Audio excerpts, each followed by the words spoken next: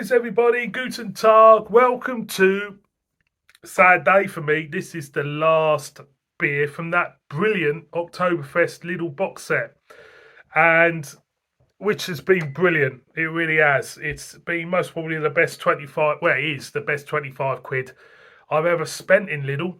It really is. It was fantastic, and so it's sad that it's come to an end, but I'm most probably the only reviewer out there who's still got a bottle left for me.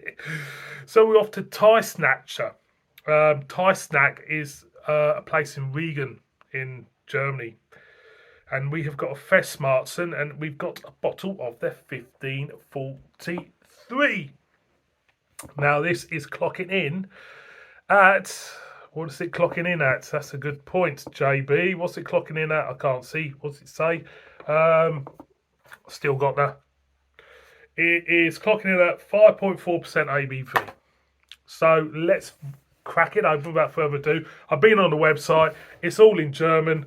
Oh, no, it's in English. A little bit of English. Teisnach in the district of Regen. They've been brewing since 1543, which a lot of old German breweries. But I tell you what, I've said it before, this box set has been absolutely brilliant. And I think, everybody out there who's reviewed the beers from the box set must agree with me on that. Because Lidl has blown it out the park. They really have this year with the Oktoberfest stuff. It'll be interesting to see how Aldi respond next year. But really, they've really done a good job on it. Now, the reason why I'm wearing this hat, which I'm saying in every video, because you're most probably thinking, he looks a bit of a plonker in a hat and a t-shirt. I banged my head. I've got a very irritating scab there, and it keeps looking at me. So that's why I'm wearing this. I'd rather look at Detroit Red Wings emblem than a bloody scab. Anyway, let's crack it open like you do. There is Gold Crown. Gold, gold. Always believe in your soul. You got the power to know you're in tomorrow. Always believing. It is gold, gold. Let's pour it out, shall we?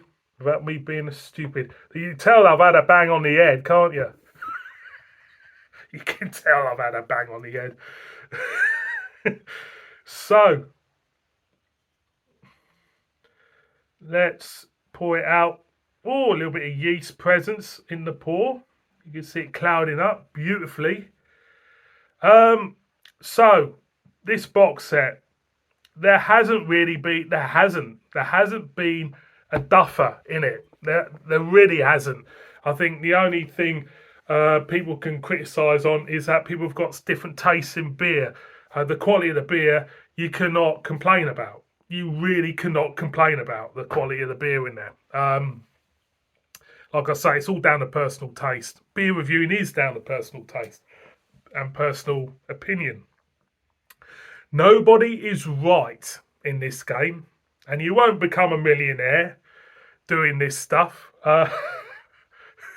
You could try if you want, but no, it's all down to personal taste, beer reviewing. So you either agree with me or you don't. But I think that box was fantastic. I'm 4 minutes in. I haven't drunk a drop of this yet. Someone complained last week. I did a review. 6 minutes I had to wait for me to open the bloody bottle. Sorry, I do waffle on. Right, beer in a glass, clouded up beautifully, thin in head. Yeah, there you go. Darkish. Let's get a whiff. Hints of dry fruit, slight metallicness there. Hint of whole grain bread. That smells nice. I'm going to go in. Prost. Cheers, everybody.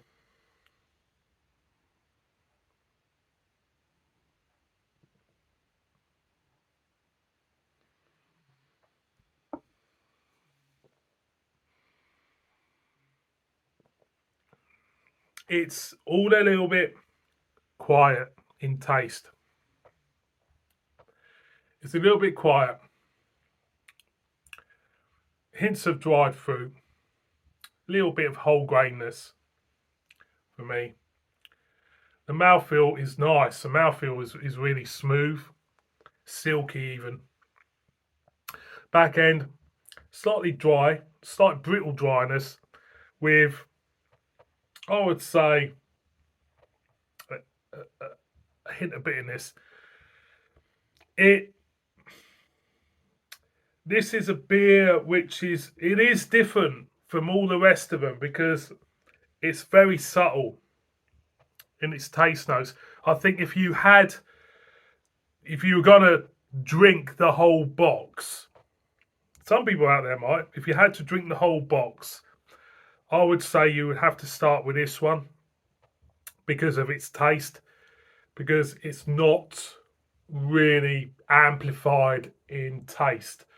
It's subtle. It's you know, slightly watery, but I think that's down to the subtleness of the taste more than anything, not down to, you know, being a bad beer, because I don't think it is a bad beer.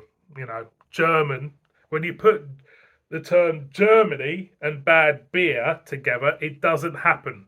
Okay, it's not a bad beer, it's just different. So yeah, I think you would have to have this beer first out of the 10 of them, because all the other tastes of all the other beers are slightly more. Getting to this,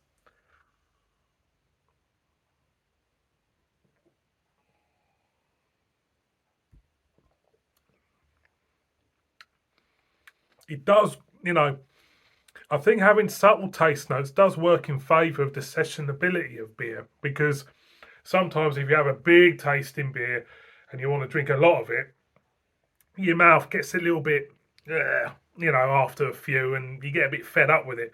This has got more of a sessionable ability about it because of the subtleness. If you're only going to have a few, you could drink a lot of these. I could drink a lot of these because there's nothing big in there to really annoy you, you know. And sometimes when I drink, you know, lots of the same beer, it happens with me. I can get to the 5th or 6th pint and I think, you know, I'm a bit fed up with it now.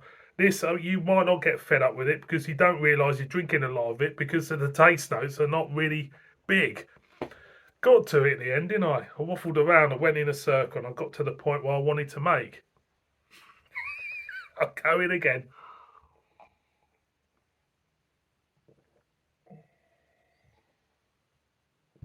You don't pick up the ABV.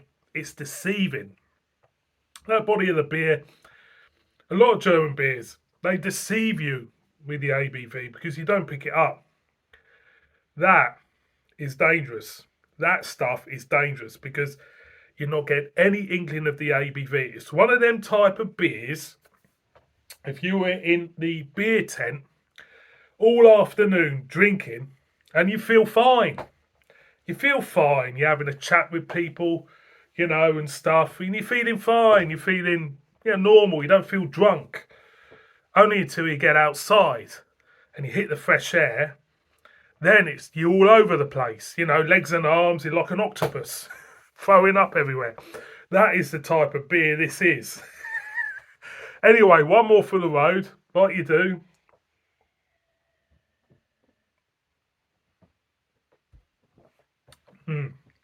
It's not bad. It's just different.